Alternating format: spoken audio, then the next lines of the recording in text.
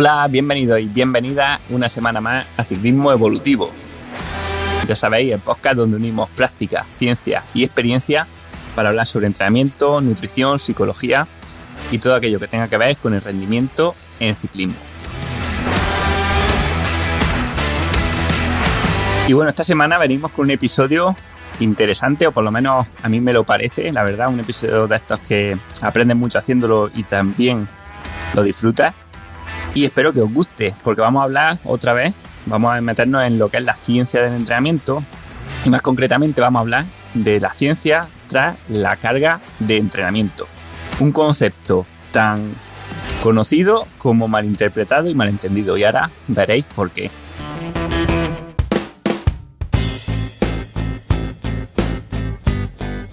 Para grabar este podcast nos vamos a basar en 3 artículos muy recientes, principalmente uno de Passfield y Juan Muria, que estuvimos en el podcast, que se llama Validity of the Training Load Concept.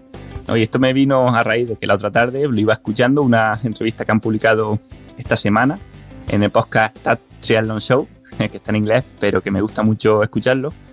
Y bueno, ahí entrevistaban a Passfield, y la verdad que este artículo ya lo había leído, lo preparé para cuando hablamos con Juan Muria y con Frédéric Sabater, y de hecho hablamos bastante de esto en el podcast, pero creo que hay un montón de cosas de las que no hablamos y que se pueden seguir profundizando. Entonces lo que vamos a hacer es coger directamente el paper e ir desgranándolo. Y también además me voy a ayudar con 2 papers más. Uno que citan ellos también, que es de un grupo de trabajo donde también está Passfield de colaborador, que se llama Cycling Performance and Training Load Effects of Intensity and Duration.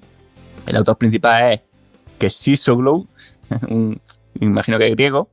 Y además también vamos a hablar un poco del artículo de Arturo Casado y Andy Redfree, que se llama Rethinking Athlete Training Loads. Bueno, muy largo. En castellano sería Repensando la carga de entrenamiento. ¿Preferirías que te golpearan con una piedra muy grande o con muchas piedras muy pequeñas? Bueno, al final este concepto de carga de entrenamiento ha recibido una atención cada vez mayor o más importante, ya que se considera pues la pieza clave para comprender cómo está entrenando un deportista y por tanto incluso querés conocer qué nivel de fatiga lleva. Y de hecho se han propuesto métricas y métodos para tratar de conocer el riesgo de lesión, de enfermedad o de sobreentrenamiento a través de la carga de entrenamiento. Sin embargo, el concepto o la definición de carga de entrenamiento es cuanto menos ambigua y se puede definir como la cantidad acumulada de estrés que le supone a un individuo una o varias sesiones de entrenamiento en un periodo de tiempo determinado. Este periodo de tiempo normalmente se usa como una sesión de entrenamiento y se da una puntuación de esta dureza o de este estrés que esta sesión de entrenamiento nos ha supuesto, pero también luego han ido surgiendo modelos que pueden sumar, por ejemplo, las dosis de entrenamiento que encontramos durante toda una semana o incluso hacer métricas más sofisticadas como la carga crónica de entrenamiento o la carga aguda de entrenamiento, que son medias ponderadas de la carga de entrenamiento en los últimos 42 días o en los últimos 7 días en función de la forma de calcularla que se utilice. Bien, el concepto de carga de entrenamiento nace en 1975 con el primer artículo de Bannister que nos habla de cuantificar la dureza o el estrés que suponen los entrenamientos con una métrica llamada TRIMP. TRIMP es simplemente un acrónimo de Training Impulse o impulso de entrenamiento. Y Bannister nos decía que estos TRIMP podrían utilizarse para predecir los cambios resultantes en el rendimiento de un atleta. Pues bien, conocer la historia de cómo surge la carga de entrenamiento y el TRIMP es vital para conocer dónde estamos actualmente y cómo podemos mejorarlo. En el primer artículo, el TRIMP nace como un modelo que trata de predecir los cambios de rendimiento de un nadador como consecuencia de su programa de entrenamiento durante 105 días y la condición física y la fatiga que este entrenamiento inducía.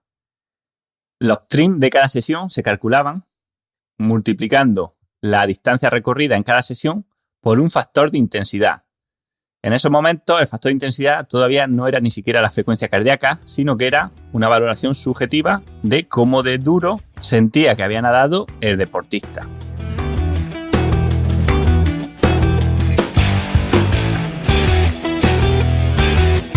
En artículos siguientes fueron puliendo el modelo y añadieron una ponderación a la intensidad para reducir el sesgo que tenía, que hacía que las sesiones largas puntuasen mucho más que sesiones más intensas pero más cortas. Tras los trabajos de Bannister, numerosos científicos propusieron diferentes formas de cuantificar el TRIN para diferentes deportes y con diferentes métricas. Por ejemplo, Edwards publicó otra forma donde calculaba el tiempo que había pasado en pulsaciones en 5 zonas de entrenamiento durante la sesión y asignaba un factor de intensidad a cada una de ellas. Y calculaba el TRIN multiplicando el tiempo en cada zona por el factor de intensidad de cada una de esas zonas y hacía el sumatorio. Posteriormente, Lucía lo modificaron para que esta fórmula fuese con el tiempo empleado en cada uno de los 3 dominios de intensidad del ejercicio.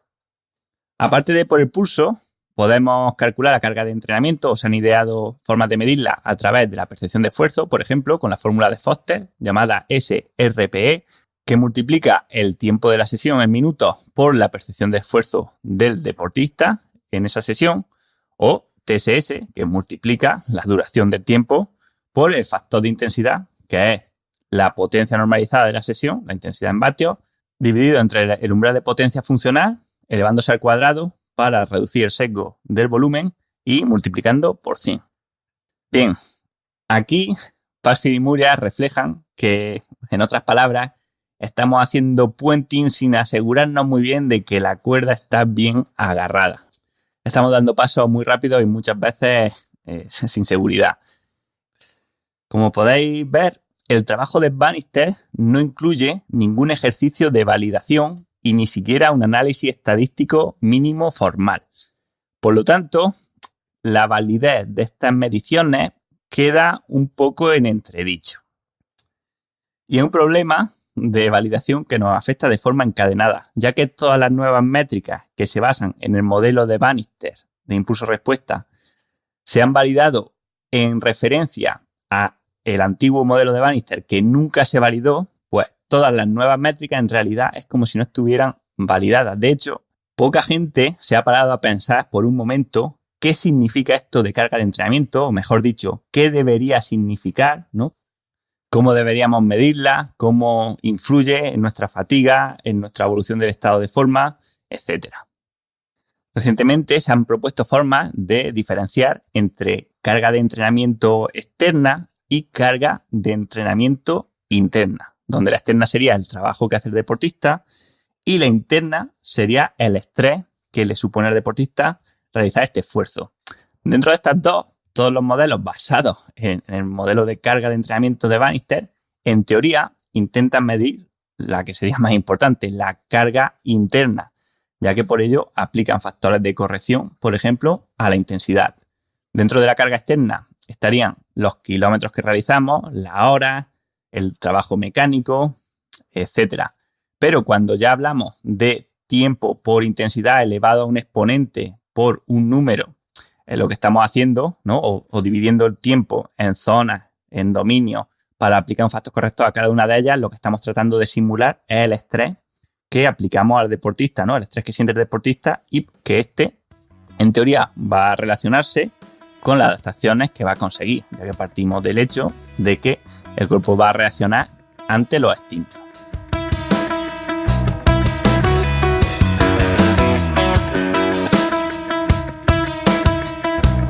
Sin embargo, y como ya hemos dicho otras veces en el podcast, ¿no? Y como reflejaba este artículo de Renfri y Casado, la carga de entrenamiento es no lineal y todas estas métricas basadas en el concepto de carga de entrenamiento de Bannister fallan continuamente a reflejar el estrés real del entrenamiento, ya que no atienden ni a las no linealidades, ni a las influencias del ambiente en el ejercicio, ni a la historia del deportista o a los aspectos psicoemocionales de la persona. Bien, esto implica que pese a que podamos tener 200 formas distintas de cuantificar la carga de entrenamiento, todas estas tienen el mismo origen y por tanto tienen los mismos problemas. A veces veo como para tratar de validar o de dar importancia a determinada forma de cuantificar la carga de entrenamiento, ya sea TSS o lo que sea, se muestran pantallas o un montón de formas de calcular donde se ven tendencias similares, pero obviamente que se ven tendencias similares. ¿Cómo no iban a serlo si todas nacen del mismo modelo? Todas son similares, calculadas de formas ligeramente diferentes, pero que tengamos 200 formas diferentes de cuantificar la carga de entrenamiento no quiere decir que sea mejor, sino que podría ser incluso peor, ya que estas 200 al final reflejan el mismo modelo. Así ya no se trata solo de darle una vuelta de tuerca o un cambio más al proceso o al algoritmo por el cual se calcula una determinada métrica, sino en cambiar el paradigma por el cual se ve. Y esto, precisamente, también es lo que nos permite, ¿no? O lo que tratan de trabajar Passfield y Muriel. Y antes de seguir, me gustaría lanzaros una pregunta para que penséis un momento. ¿Cómo mediríais, cómo determinaríais cómo de dura ha sido una sesión de entrenamiento, olvidándonos de métricas, de TSS o de TRIMPS? ¿Qué diríais, qué indicador os parece que sería correcto para decir esta sesión ha sido X y esta otra ha sido X más 1?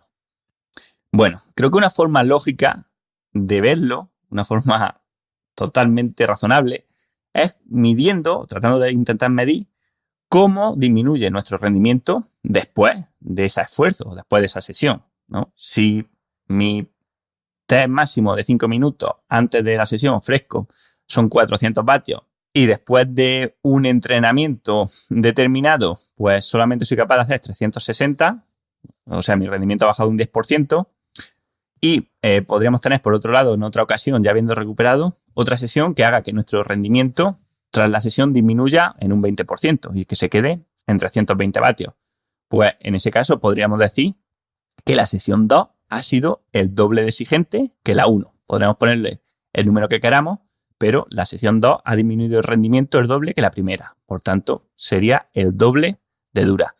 Y precisamente esto es lo que hacen en el estudio de Kesey Soglow, que con la métrica que llaman, pues, el decremento de rendimiento agudo, donde miden precisamente esto, qué porcentaje de la potencia disminuye tras una sesión de entrenamiento en un test que ella utiliza una contrarreloj de 5 minutos.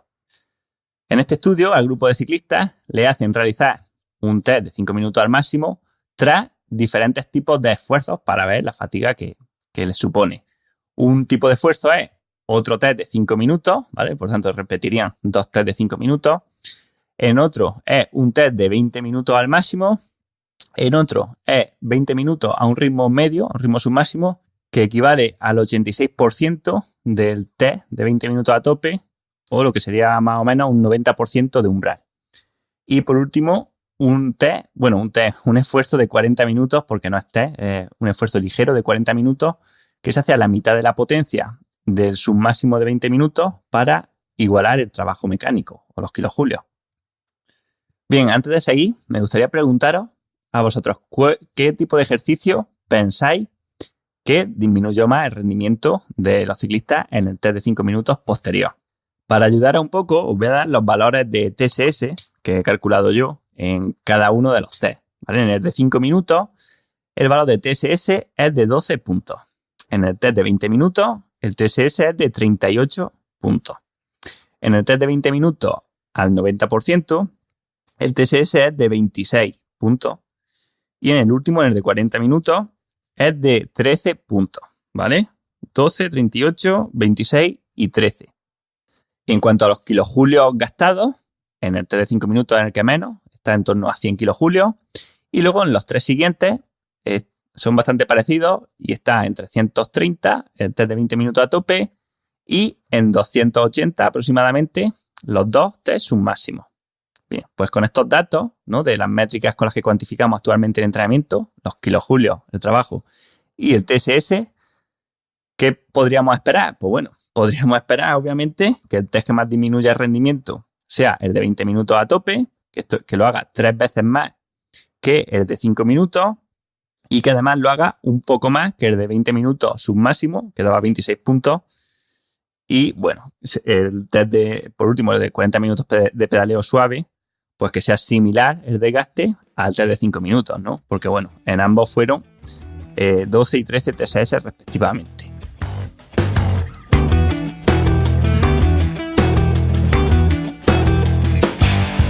Bueno, pues espero que mientras estoy diciendo esto, a muchos os rechine esto y penséis que esto no está bien, esto no es así, ¿no? Los que lo hayáis vivido, los que habéis hecho test de un minuto, de 5, de 20, sus máximos, sabéis que esto no es así, ¿no? Y obviamente que no, y los resultados no fueron así. De hecho, los resultados curiosamente muestran que la pérdida más grande de rendimiento se da, obviamente también en los test máximos, tanto en el de 5 como en el de 20 minutos.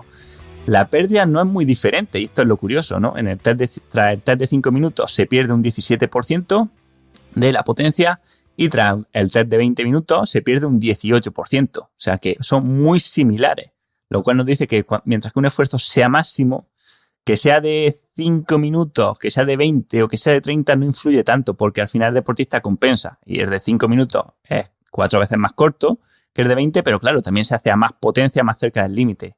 O sea que al final importa mucho más lo cerca del límite que nos quedamos que el tiempo total y obviamente los TSS. Por su parte, el de 20 minutos su máximo, pese a que su TSS era casi 3 veces más alto que el test de 5 minutos, pues bueno, disminuye el rendimiento solamente un 6 y pico %, ¿vale? O sea, 3 veces menos que el de 5 minutos. Y mientras que el de 40 a un ritmo bajo, pues apenas disminuye el rendimiento un 4%. Esto cuadra perfectamente pues, con lo que nosotros percibimos y con lo que nosotros sentimos, que muchas veces no es exactamente igual a lo que dictan pues, métricas aisladas o reduccionistas, pero que son lo que nuestro cuerpo experimenta, ¿no? Por eso siempre decimos que muchas veces el cuerpo va por delante de algunos paradigmas y que hay que intentar que el modelo encaje dentro de la realidad y no intentar que la realidad, como se está haciendo ahora, trate de encajar dentro del modelo. Mucha gente trata de querer cambiar la realidad y entrenar en base a modelos que están desfasados, que están erróneos, que no están validados, y esto hace que si nosotros tomamos nuestras decisiones de entrenamiento en base a estas métricas, a cuántos TSS, kilojulios o TRIMPs acumulamos, acabamos teniendo unos resultados que no coinciden con lo que a nuestro cuerpo le ocurre.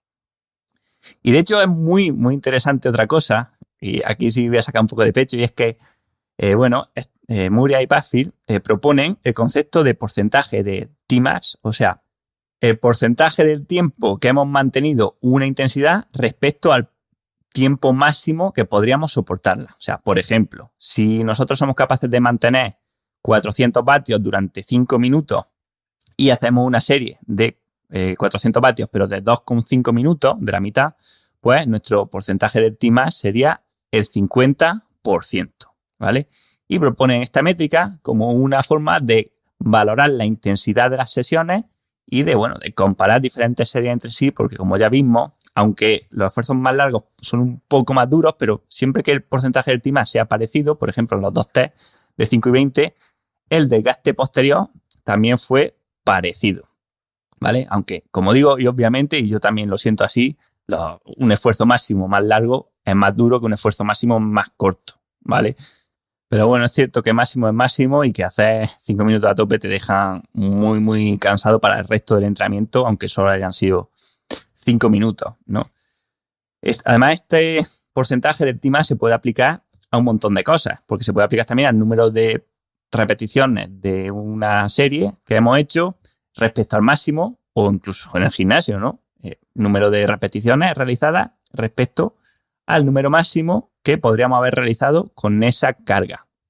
Y bueno, decía que aquí saco un poco de pecho porque esto del porcentaje del Tmax, que es nuevo, a algunos puede que os suene, a muchos puede que os suene realmente, os suena seguro, porque sois los que habéis hecho el curso de diseño de intervalos en ciclismo evolutivo. Y es que hace ya 2 años, y os juro que no había leído esto, ya propuse esta forma de cuantificar las sesiones, ¿no? Y de cuantificar la intensidad de las sesiones para poder tener una guía de cómo de duro estábamos entrenando. O sea, yo nunca me he fiado al final y nunca he visto que la realidad corresponda con TSS o con kilojulios y necesitaba encontrar formas de cuantificar la dureza de las sesiones y de las series que estoy poniendo a los deportistas sin utilizar esto, ¿no? Alguna forma matemática de calcularlo. Y este Tmax fue lo que utilicé, aunque yo lo hacía con un factor de no linealidad, o sea, elevando este Tmax al cuadrado. Entonces, en este caso, por ejemplo, quedarse al 50%, o sea, hacer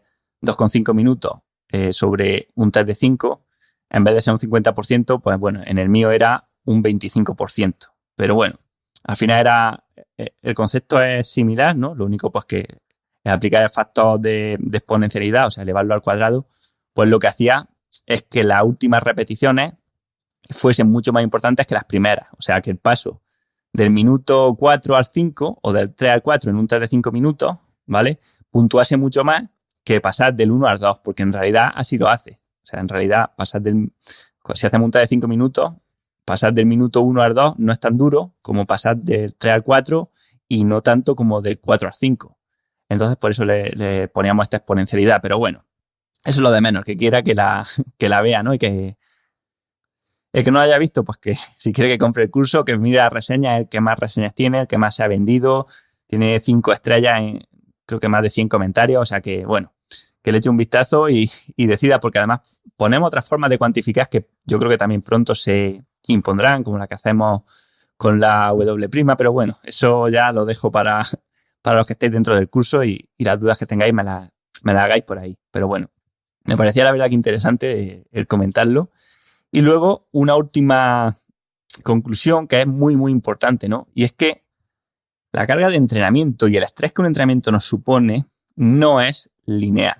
Y con que no es lineal nos referimos a que un poco más de carga, llegado a cierto límite, es mucho más estrés, ¿vale? Entonces nos tenemos que olvidar de estas puntuaciones, ¿no? Donde se tratan de sumatorios, donde vamos acumulando cargas de diferentes formas, donde puntúa lo mismo hacerlo de forma intensa que de forma ligera. Y esto no ocurre en el organismo, ¿vale? Por ejemplo, Muriel y Padfield enseñan otro artículo donde ven cómo aumentar 10 vatios la potencia respecto al máximo estado estable de lactato resulta en una reducción del rendimiento que es más del doble que mantener la potencia al máximo estado estable de lactato durante 30 minutos.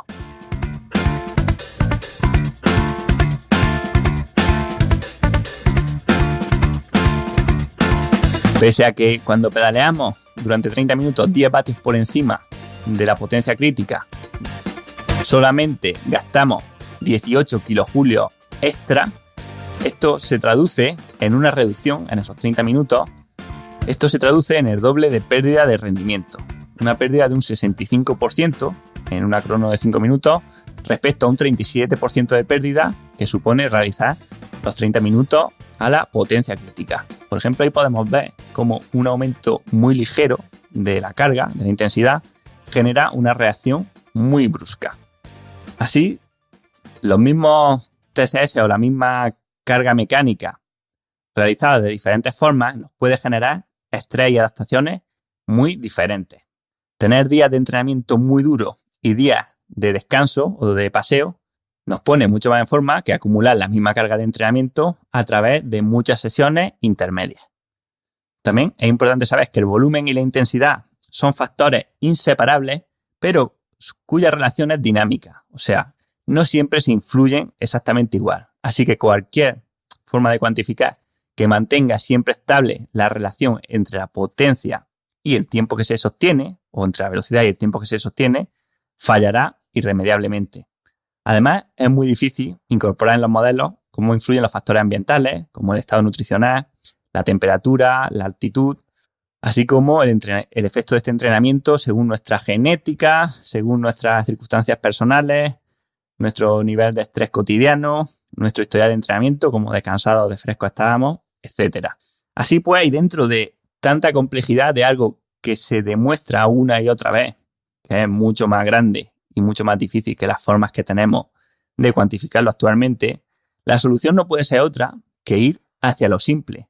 Puede que no sepamos con un dato numérico, un valor exacto al 100%, qué carga de entrenamiento estamos dando a nuestro organismo para poder compararlo con otras personas, con nosotros mismos y tratar de simularlo. Ni siquiera saber los efectos que ésta tendrá. Pero sí que podemos saber una cosa vital: el grado de fatiga que estamos experimentando. Si somos capaces de escucharnos y de entendernos, sabremos si podemos seguir estimulando al organismo o debemos recuperar, y también sabremos si nuestro entrenamiento, si cada sesión está siendo al máximo o al 90% o al 80% de lo que somos capaces de realizar. O sea, a cuánto nos estamos poniendo de nuestro máximo. Y si lo pensamos bien, si sabemos estos dos parámetros, tenemos todo lo que necesitamos. Puede que no sea una forma modelizable o fácil de medir o que sirva para todo el mundo y que nos dé un software, pero es la forma que nos sirve para tomar decisiones correctas en entornos inciertos. Y así, hasta aquí el episodio de hoy. Espero que os haya gustado y si lo ha hecho, pues me ayudaréis mucho si lo compartís con vuestros amigos, amigas, compañeros de grupeta o en redes sociales. Esto es todo, yo soy Manu Solarfona y esto ha sido Ciclismo Evolutivo. Nos escuchamos la semana que viene.